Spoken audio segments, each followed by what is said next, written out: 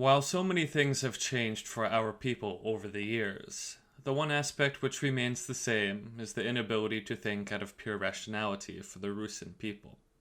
A level of incompetency to such a degree that we lose the plot on so many occasions it is almost a certainty to happen again now. The shadows of our ancestors would rightfully be bewildered at the sight. It is neither a secret nor an attempt to be one that I am not only suspicious of the Ukrainian state at large, but that this war will bring anything good for our people. I do not buy the line that manufactured statements of support for the Ukrainian military will bring much favor to our cause, if any, at all. In these displays, I see a loss of intellectual sovereignty and the willingness to push past previous transgressions in the desire for something new. A naive hope that would be quickly dashed as our previous ancestors' glee for when the Russians had finally arrived. It is a miscalculated move based on fear and emotion, not a strategy. For the very reason that no other seems to be willing to write on the matter in the public forum, I shall take it upon myself to spell out what possible results of this conflict will bring to us. It is with no pleasure that I do, yet this is an act which I feel strongly compelled to move forward with, because it seems as though it will go unsaid otherwise. May we one day actually work up the courage to play the game of realpolitik like everyone else. As a famous quote from another age goes, "The strong do what they can, and the weak suffer what they must." Let us not suffer more than we have to. Scenario 1. A Ukrainian-Russian stalemate. The realization of a stalemate where Russia controls all or some of Ukraine, yet the rest of the country remains free, is one of the worst outcomes that could possibly happen. Two essential reasons have an overwhelming effect on this reality. The first is the militarized society which will continue under such a state. The second is the continued need for neo-Nazi and ultranationalist battalions within the country that can provide a legitimate extrajudicial danger. What does a militarized society mean? While it may prove useful to go into the ambiguous term, the results are easier to describe. It is the stoppage of free information, such as Zelensky's decree in combining all national TV channels into one to control the country's internal narrative. It is the loss of political freedom, something that has already started to take place in the outright banning of 11 political parties under the claim of having ties to Russia. Some of them may very well be Russian pawns, yet it is suspicious how virtually all of these are in some way left-wing in political orientation. These actions are the result of a complete consumption of realpolitik from an internal governance perspective. To be clear, nearly every society under threat of war has done similar actions. The point of bringing these events up is not the actor per se, in this case Ukraine, but what the constraints of the situation put on a country. No nation on this earth will not, in the face of existential threat, curb rights, freedoms, and other such peacetime luxuries. Even countries such as the United States, a country that is incredibly free by international standards, has done reprehensible actions to its populace during wartime. Having a militarized society does not just mean from the position of the government, but civilian society as well. To have a frozen conflict means, on a psychological level, to be stuck in a place and time. There is the enemy and you. For as long as the shields of war loom over, this relationship will remain that way. No one can begin to heal because the traumatic event is not yet over. Social tensions, disgust of those different or perceived as threats, and generalized fear are ratcheted up to a high degree. Getting social change done as an outsider is virtually a non-starter. Retracing back to the second reason, what can be said is that to believe militias and movements such as the Carpathian Siege or Azov Battalion do not serve an essential purpose in wartime is to be foolish.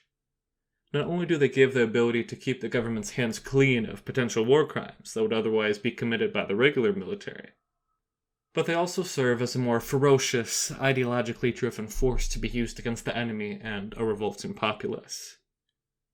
While a nation at peace and at no threat of invasion has no purpose for such a group, or rather the cost severely outweighs the benefits, a country at war under a constant threat does. With the Bandrat-style nationalism that has only grown in Ukraine since the start of the Euromaidan in 2014, it is not likely that in this scenario this de-escalates. Given the reasons above, I foresee a dark future that awaits Rusyns in this scenario. Limits on freedoms, a nationalist populace opposed to social change, and zero chance of integration into the EU leave few options left. Do I think this outcome is likely to happen? I cannot be certain, but given the way things have gone so far in this war, it is low on the list. Scenario 2. An outright Russian victory, but no occupation. We are lumped in with the victors whether we like it or not, yet receive none of the benefits but most of the hatred. Assuming in the scenario we call victory for Russia the de-escalation of fighting and imposed neutrality of Ukraine with some territorial concessions, I see no other way to describe this outcome as other than a mild version of the one above. While the militarization of society may be halted, there is no doubt still an open wound that can be used for nationalist purposes. Like all claims of a greater past, whether it be in Turkey or even Hungary now, or Germany in the 1920s, these things have a habit of reappearing once again down the road.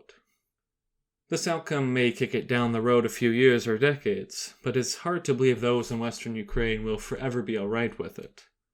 Perhaps by that time, we will be better suited to deal with that energy.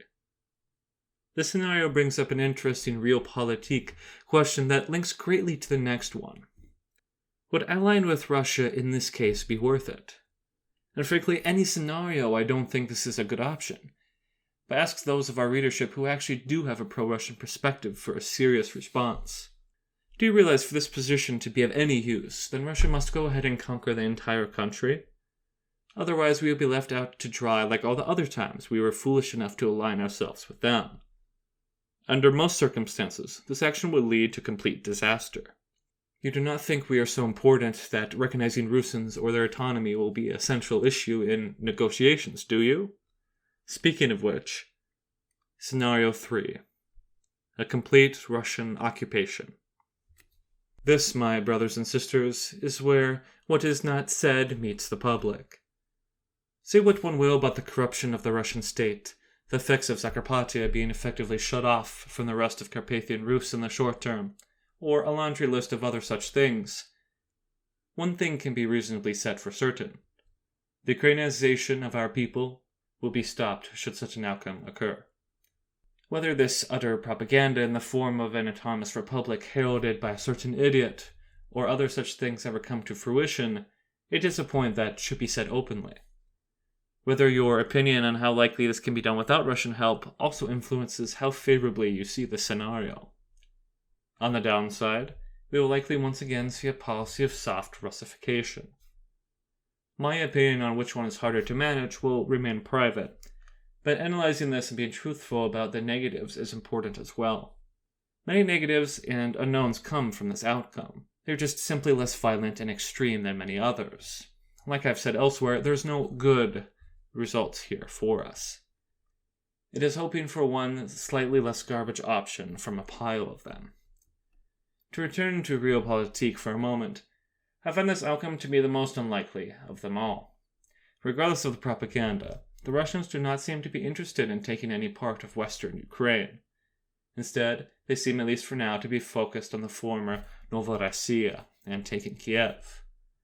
Going off this assessment, it would be wise, even from just looking at this from a purely strategic point, to avoid anything to do with Russia with a 10-foot pole. Scenario 4. Ukraine joins the EU in some capacity. This scenario, in my mind, covers any scenarios from only Western Ukraine joining to the entire country, but the Donbass and Crimea. In terms of connecting to the rest of Rusyns in Europe, this outcome looks the most promising.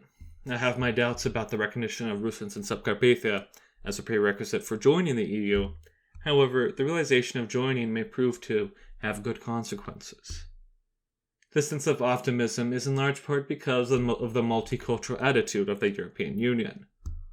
There are too many variables to say much more than this, such as the US involvement in Ukraine, sacrificing European values, whatever that means, for the sake of sticking it to Russia and others. Like Maxim in his latest article, I'm cautiously optimistic of a Ukrainian future that rests in the EU. The key word here is in the EU. Without that essential component, there's little difference from the rest of the options. Scenario 5. Ukrainian victory.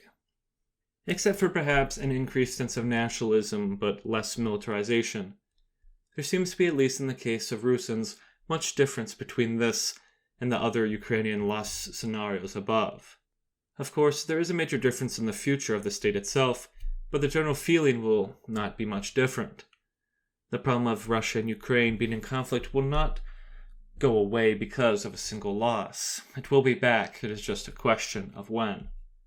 However, one increased problem from such an outcome that would not be seen in a more neutral scenario could be an increased U.S. presence within the structures of power. Those in Washington have already helped fund the Azov Battalion and were open to supporting the Euromaidan, bankrolling and helping to weaponize a Ukrainian state in preparation for the next conflict, like they did with other states, like the authoritarian dictatorships in Latin America during the 20th century, is not out of the realm of possibility. There is little doubt in my mind, given the existential threat that a Western-oriented Ukraine presents itself to Russia, that there will be more problems in the future. An outright win by Ukraine, however, is incredibly unlikely given their performance thus far. Conclusion. Aside from a couple of obvious cases, there's no best outcome that we can especially look forward to. Regardless of the result, we will have significant issues that provide a threat to Russian identity and consciousness. Being scared to acknowledge this fact is not traitorous or whatever other wartime terms that have been thrown around lately. I have done this very step for you all now. What is not acceptable, however, is to confuse public-facing speech with internal group discussion. Do not begin to realize that what can be done before these happen so that we are prepared is the gravest error. Planning strategic maneuvers of anti-Russian propaganda, not in the now, but in the future, is vital. Thinking about how you will be able to intelligently process and assess the situation when it comes is as well. Dark times are ahead, and enough people are focused on the Russians and Ukrainians. Time to realize that nobody cares or will ever care enough about Russians besides ourselves. We must say what reality is, no matter how insane it sounds. We must prepare when no one else is looking.